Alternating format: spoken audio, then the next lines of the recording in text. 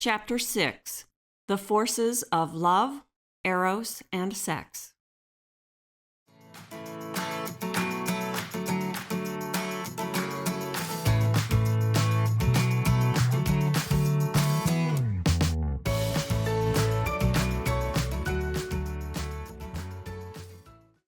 People may be confused about a lot of different things, but most of us are somewhat confused about love and sex. Oh, and then there's that erotic spark. What gives? These are actually three distinct forces or principles, and they show up, or don't, differently on all the various levels. Let's see if we can sort them out. The erotic force is the most potent. It's got momentum on its side, and it creates impact. If we have done a lot of spiritual development work already, the erotic force will carry us from the short-lived erotic experience into the mighty and permanent state of pure love. So it's supposed to be the bridge that takes us from sex to love, but it rarely does. After all, the erotic force can only do so much. Its momentum will carry a soul just so far and no further. It's up to the personality to learn how to love. Without this, Eros is destined to dissolve. But if one has learned to love, then voila, the spark of the erotic force lives on. Left all on its own, however, without love to keep it company, it will burn itself out. So goes the way of so many marriages. In many ways, Eros looks a lot like love. It conjures up impulses in people that might not surface otherwise. Bursts of unselfishness and affection surge into existence that were unrealized before. So we get confused. Isn't this love? But Eros also looks a lot like the great urge of the sex instinct, yet it's not quite the same thing. Let's dig a little deeper into the purpose and spiritual meaning of the erotic force. For surely, without it, many of us would not get a taste of the marvelous feeling and beauty contained in real love. Eros is what lifts us up out of our sluggishness, our settling for contentment. It causes our soul to surge. We get out of our own way and go outside ourselves. Even the most developed soul will rise to the occasion when Eros strikes, bringing such a soul the closest to love they may be able to get. One may find themselves temporarily feeling, at least towards one person, a goodness they have never known before. While feelings of Eros last, the utterly selfish person may genuinely care about another. They may even gladly make sacrifices for someone else. Lazy people will pull it together and overcome their own inertia. The rigid, rut-loving person will naturally break free of worn-out habits. The erotic force does all this, lifting people out of their self-created separateness. But when its time is up, it can do no more. It offers a sampling of unity and teaches the timid soul to long for it. After one gets a foretaste, it's hard to go back to the old ways and feel content. But one also can't hang out in Eros and call it love, because similar as it may seem, it's not the same thing. So, what's the situation? How are they different? Love, simply put, is a permanent state in the soul, and it can only exist if the groundwork has been laid for it to land. Such a foundation is created through the hard work of personal growth or spiritual development. Love doesn't come and go willy-nilly. Eros does. Eros lands with a bang, even if they're not willing to go through the experience. But love won't land unless the person is prepared for it. They have to have built the foundation, brick by brick, so that Eros can act as a bridge that lands on solid footings. It's not hard to see the importance of the erotic force. Without it, many people wouldn't ever be ready to consciously begin dismantling their own walls of separation. Eros, in fact, plants the seeds of longing for unity, which is what underpins the whole plan of salvation. As long as we remain separate, we're going to stay a sad and sorry lot. But add that sparkle of Eros, and now we've got game. Sure, we often misuse it and often even enjoy it for its own sake, but it's good while it lasts, and it leaves a lasting impression in the soul. When it peters out, which it will if it doesn't launch us into real love, we'll go looking for it again and again. Eros shows up even when we least look for it, even when we're afraid of the risk that it entails. Further, if we're afraid of our feelings, or afraid of life for that matter, we'll do anything to avoid, ignorantly and subconsciously, experiencing union with another. But all Eros needs is a tiny little crack to get in. Few indeed have not found this to be true. Some are so fear-ridden they spend their lives running from the threat of Eros. Sorrow and loss may be good medicine for such a soul who fears annihilation from painful feelings. Others may be over-emotional, running from pillar to post, hunting greedily for it. However, when we misunderstand the deeper meaning of Eros, using it for our pleasure and then hunting elsewhere when it's worn out, we perpetuate an abuse that can't not have ill effects. Done out of ignorance or not, such a soul is going to have to pay the piper at some point for this behavior. But then so too will the love-avoiding coward have to make up for trying to cheat life by hiding from Eros. It's like a medicine that this soul needed has been refused, and if used properly, it could have served a great value. Fortunately, most of us have a weak spot somewhere, and sneaky Eros will find a way to get in. The arc of this type of healing spiritual help can span many lifetimes. Let's say in a former life, a person felt Eros disappointed. Or maybe they greedily abused the beauty of the erotic force, never building it into love.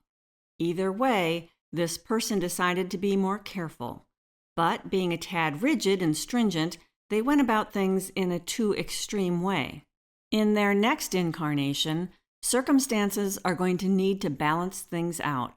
The goal here is harmony. Building a tight wall of fear and pride around one's soul will not protect one from difficult life experiences. It will only add to them. Consequently, we shortchange our own development. It is only by finding the proper balance between reason, will, and emotion that we work our way out of the corners we find ourselves stuck in.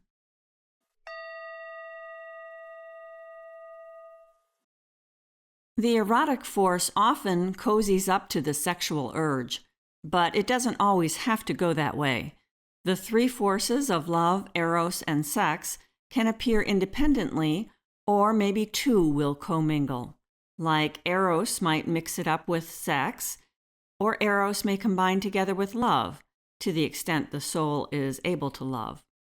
Or maybe there's sex and some semblance of love. It's only in the ideal situation that all three forces commingle.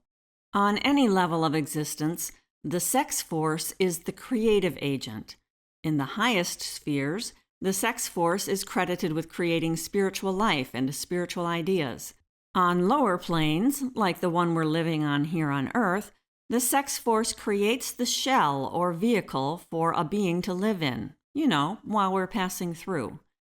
The pure sex force is entirely selfish. Without Eros or love nearby, it's downright animalistic, and it exists in everything that lives, animals, plants, and even minerals. So sex precedes our existence on planet Earth.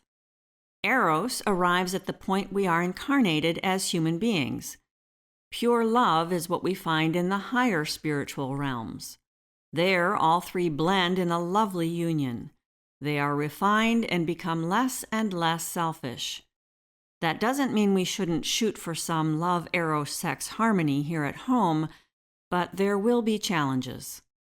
Having the three forces remaining separate is a sign of an unhealthy soul. Sometimes, though, they join up in pairs. It can happen, on rare occasion, that Eros can hang out alone for a limited time, such as in platonic love. But sooner or later, in a somewhat healthy person, sex will worm its way in. Rather than being suppressed, the sex force will get taken up by the erotic force and they'll flow in one current. Note, it is possible for friendship, which is brotherly love, to exist between a man and a woman. Eros may want to sneak in, but people can use discretion to direct their reason and their will to determine the way in which their feelings take their course. This will keep things on the straight and narrow and not slipping into an improper channel.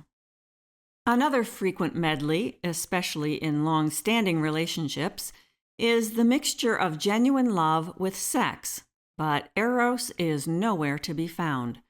Although love can't be perfect without three-part harmony, there can be affection, companionship, fondness, and mutual respect. And all this can coexist with a crudely sexual relationship, but eventually, if Eros has gone, the sexual relationship is soon to suffer. Such is the current state of so many marriages. This is a conundrum for most. How does one maintain the spark of a relationship which dries up once habit and familiarity set in? What went out that was there at the beginning? Well, it's that spark, the force of Eros. Marriage may then seem a hopeless proposition. No, it's not, even if we can't maintain the delicate balance as of yet. In a perfect world, all three forces will be present in a loving partnership. So let's break this down. We'll assume there must be at least some love, or two people wouldn't have gotten married. At the beginning, the sex force was likely also present, although it may have begun to fade, especially for the woman, once Eros left the scene. The man may then have gone looking for Eros somewhere else, for the sexual relationship is going to falter if Eros flees. Now here is the nut of the problem. How do we hang on to Eros? The bottom line is, Eros can only be maintained if it's used as a bridge to a true loving partnership. How then do we do that? Consider that the main element driving the erotic force is adventure, the search to know another soul. This desire lives in every single soul that's ever been created. Our life force must, by its nature, pull us out of our separated state, marshaling us in the direction of union. Eros is what supercharges our inherent curiosity to know the other. As long as there is more to discover, and as long as there is more to reveal, Eros will live on. The big error is that we think there's a limit to the revealing of one soul to another. So when a certain point of revelation has been reached, which is usually fairly superficial, we think we're done. Then we settle in for the long haul and stop looking any further. Eros has carried us to the edge of the beginning, but after this point, our willingness to continue to plumb the depths of the other or to reveal riskier aspects of our inner landscape is what determines if Eros will become a bridge to love. And that's basically up to us. How badly do we want to learn to love? This, and only this, is what's needed to keep the Eros alive within our love. This is how we find the other and allow ourselves continually to be found. There is no end. Every soul is limitless and eternal. A whole lifetime could never suffice to know another soul. Never will there come a point when we know all there is to know. Never will there come a time when we are entirely known. Our souls are alive, and nothing that lives remains unchanging. We can always reveal even deeper layers which already exist. We are constantly changing, renewing, and moving. As such, marriage can be a marvelous journey of discovery and adventure, as it's supposed to be. We can forever find new vistas instead of falling flat as soon as the first momentum of Eros fades. We need to use its thrust to push us over our walls and then soldier on further under our own steam. That's how we bring Eros into true love in marriage.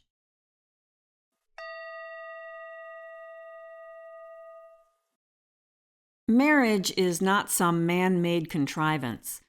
From a spiritual perspective, the intention behind marriage is for a soul to reveal itself while constantly exploring new frontiers in the beloved. The more this happens, the happier the couple. The more firmly and safely a marriage is rooted in such intimacy, the less danger there will be for an unhappy ending. Then the marriage will fulfill its reason for being. In practice, though, it hardly ever works out that way. We get so far down the road and then we coast. It escapes us to think about how little the other knows us. They've seen a few facets, but that's all. Sometimes we'll even kick the level of outer activity into overdrive, trying to overcompensate for our lackadaisical inner activity. We let ourselves be lured into a state of restfulness, cherishing our precious delusion that we know all we need to know. This is the beginning of the end, or at best, a compromise that leaves one with a gnawing sense of unfulfilled longing. The relationship turns static, no longer alive, even if it still sports some pleasant features. Habit is a worthy adversary, pulling us into the pit of apathy where we think we shouldn't have to try so hard anymore. As the marriage rolls along, the two people may come to an agreement, as it were, that seems reasonably satisfactory. But somewhere along the way, one of two things will occur. One possibility is that one, or both, is going to shift into being aware that they are unsatisfied. Then the jig is up. For the soul needs to surge ahead. It needs to seek and be found. No matter how frightened or lazy one is, we are destined to dissolve our separateness. That's why we're here. This awareness may be open and on the conscious level, although often the real reason will be ignored, or it might lurk below the surface, hiding in the weeds of the unconscious. Either way, it's going to tip the scales against the temptation to not rock the boat. And then someone will get the brilliant idea that maybe with someone new, things would be different, especially if Eros makes a new appearance. And so we hop from one to the next, not understanding what just happened, but hoping that Eros is going to stick around this time. The second possibility is that the vortex of peace is too strong. Then the couple sticks it out, possibly fulfilling something together, but leaving a great unfulfilled void of need in the soul. Since the male is by nature the more active and adventurous of the duo, they may be more tempted to step out into infidelity than the woman. So this is what underpins many a man's motives for being unfaithful. Women, on the other hand, tend toward the sluggish side, leaning in the direction of compromise. So she may tend to remain monogamous. As always, there are going to be exceptions on both sides. When infidelity hits, it is often as puzzling to the one who acts out as it is to the victim. They both lack understanding about what they are doing, and the unfaithful one may suffer just as much as the one whose trust was betrayed. When compromise is the winning choice, with the couple settling for stagnation, both people lose regarding an important aspect of their soul's development. We take refuge in the steady comfort of being in a relationship. We believe we are happy enough, which may even be true to a certain degree. We favor the pleasure of friendship, companionship, and mutual respect, tidily packaged in a well-established routine, over the unrest in our soul. We may even have enough discipline to hang in there and stay true, but a big piece is missing, that part about the revealing of one soul to another as much as possible. Only when we make the effort and take the risk to do this can two people become purified together, each helping the other out. This path and the various steps outlined in these teachings can make it easier to sidestep the dangers of the marital relationship. They offer perspectives for seeing more truth and tips for repairing damage that unwittingly occurs. But we don't need rule books or a mountain of therapy sessions to do this. Two souls, especially ones who feel called to living a more spiritual existence, can fulfill one another by opening themselves up and at the same time searching the depths of the other. This alone will pull unconscious crud up to the surface where it can be explored, transformed, and healed.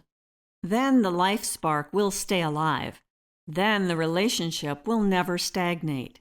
Then marriage won't become a dead-end street.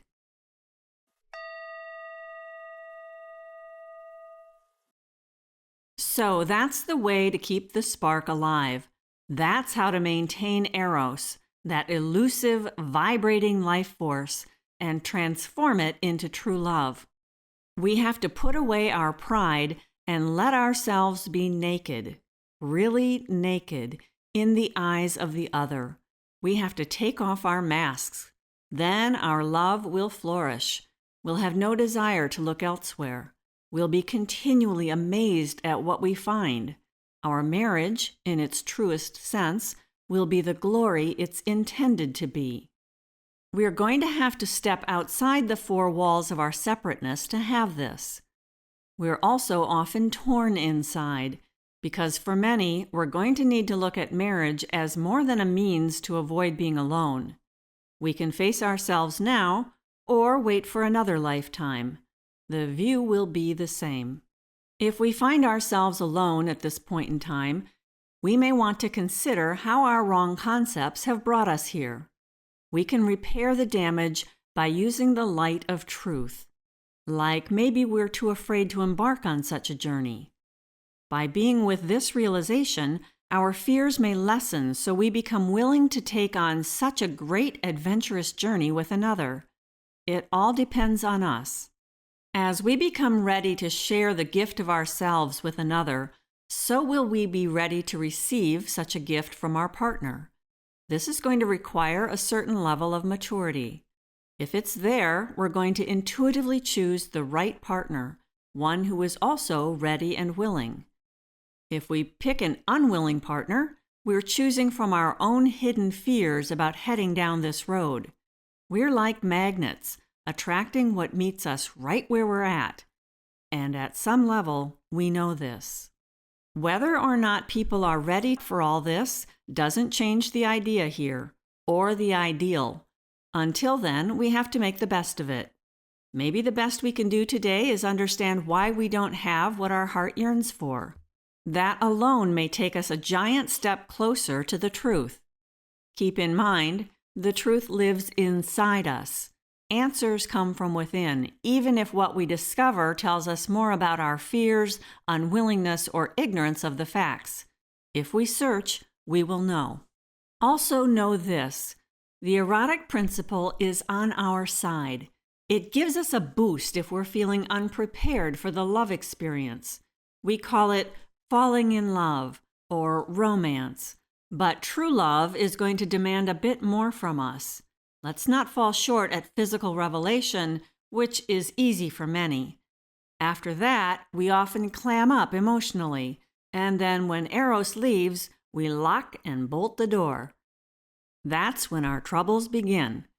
So it's up to us whether we will use Eros as a bridge to the goal of a soul, living in love.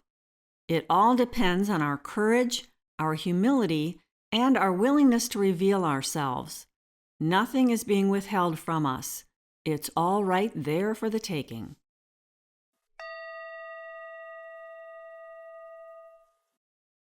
Communication is an all-important aspect of any marriage, but let's clearly understand that women and men are wired a little differently. Women tend to be, by nature, more emotionally inclined. Men tend to be, painting with a broad brushstroke here, more oriented to reasoning. So for the man, revealing his emotions may be difficult. This is where the woman can help him. The man will help the woman in other ways.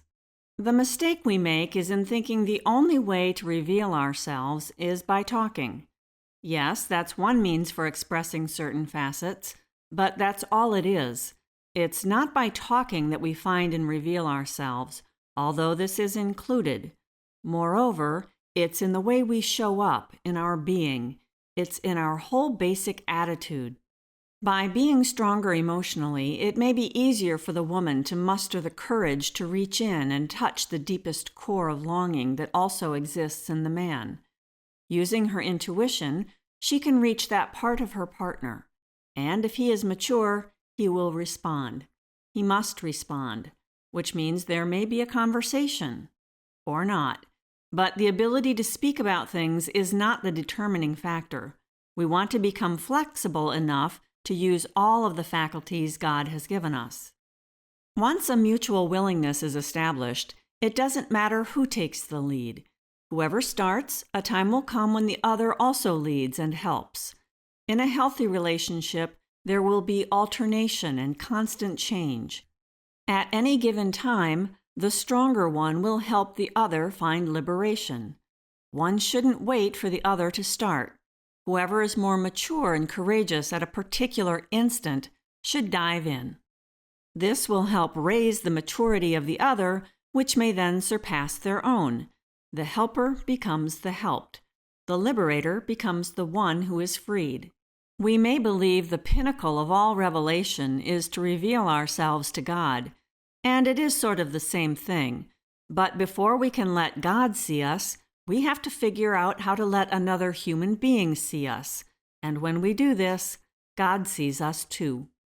Many people think, yes, I want what you're talking about, but I think I'll start by revealing myself to God. Knock yourself out, but know that what you're doing is abstract and remote, and it's a deception, because no one else, no human being, sees what you're up to. You're still alone, and you're not doing the one thing that would seem risky and require a dose of humility, and which threatens to be humiliating. In truth, when we reveal ourselves to another human being, we get two birds with one stone. But then God already knows who we are anyway. He doesn't need our revelation. When we find another soul, we are finding another particle of God. When we reveal our soul, we reveal a particle of God. We give something divine to each other. So we need to not avoid Eros when it appears. We want to use it wisely.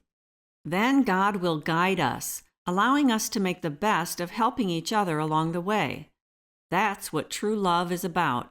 And that's how being in a relationship can become a spiritual path. A path within a spiritual path, if you will.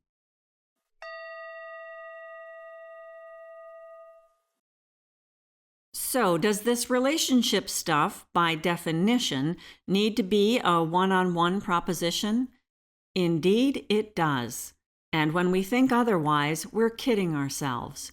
Because if we haven't found the right partner, there is some immaturity in our own soul that we overlook. Maybe fickle Eros has struck again. An adventurous person might take the bait, thinking they are able to love more than one person.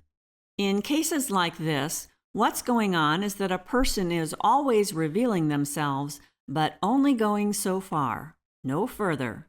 With each person, a different facet might be exposed, or the same stuff is shown over and over again. The more partners we have, the less we share with each. But the inner core, that door is shut tight and locked. So then Eros flits away, and the flame of the raw sexual attraction goes out. This is inevitable. It cannot be otherwise. How about we just live for our love of humanity? That sounds noble, right? Perhaps, and it may in fact be possible, but it's neither healthy nor honest. Maybe 1 person in 10 million has such a task. Odds are not good that this includes you. But for such a soul who has already gone through a true partnership experience, it may be their karma. That person has come here this time around then with a specific mission. For all the rest of us, avoiding partnership is an unhealthy move. It's an escape. The real reason is fear of love, but we masquerade under the rationalization of sacrifice. We're choosing the comfort of a difficulty-free existence claiming our great humanitarian work is for a worthy cause. But do we really believe one must exclude the other? Wouldn't it be more likely that we could better serve the world if we learned personal love too? In most cases, personal love and fulfillment is a man and woman's destiny. There is so much we can learn that can't be attained any other way. Creating a solid, durable marriage is the greatest victory we can hope to achieve. It is also one of the most difficult things there is.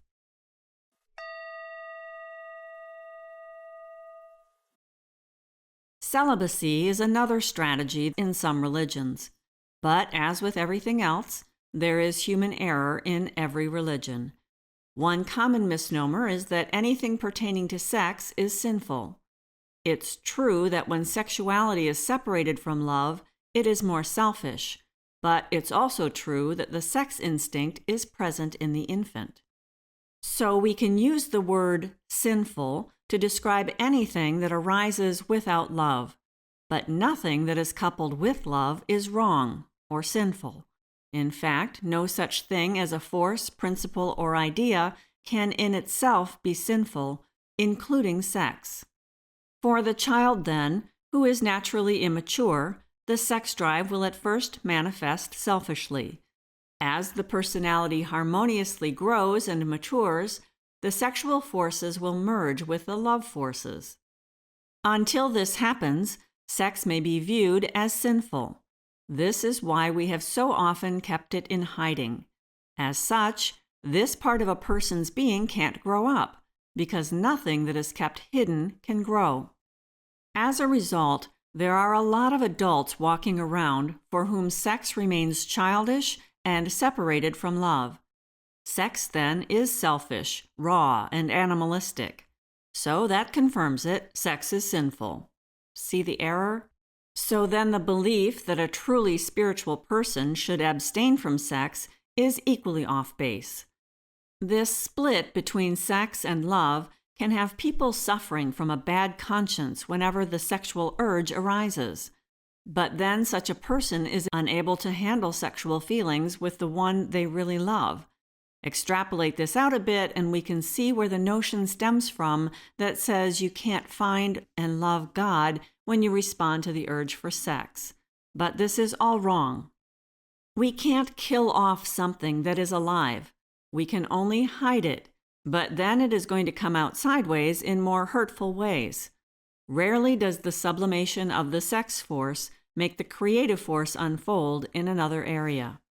More often, there's just a garden variety fear and escape going on, same as what happens all day long with everyone. How about divorce? How does that square with spiritual law? In truth, there are no fixed rules. Sometimes divorce is chosen as an easy way out. It's used as an escape. Other times, divorce is a reasonable option because the decision to marry was made in immaturity and neither partner is up to the true task of marriage. Or maybe one party is in for the long haul, but the other has already checked out. If both people aren't in it to win it, it's better to make a clean break than to let one hold the other down. That, of course, happens. Then divorce is better than staying together and making a farce out of marriage. Better to cut one's losses and end a mistake than linger in a situation without finding an effective remedy. But don't go too lightly. Okay, maybe it was a mistake and it's not working, but try to find out the reasons why and see if it might be possible to clear the hurdles. Don't ever let a good problem go to waste. They are always due to inner mistakes that can be unearthed and often overcome. Make the best of it. There is always so much one can learn from whatever is going on. To generalize then and say divorce is always wrong is just as misguided as saying it's always right. So one's marriage may be far from ideal, but, few of us are actually ready and mature enough for that. We become more and more ready by learning from our mistakes.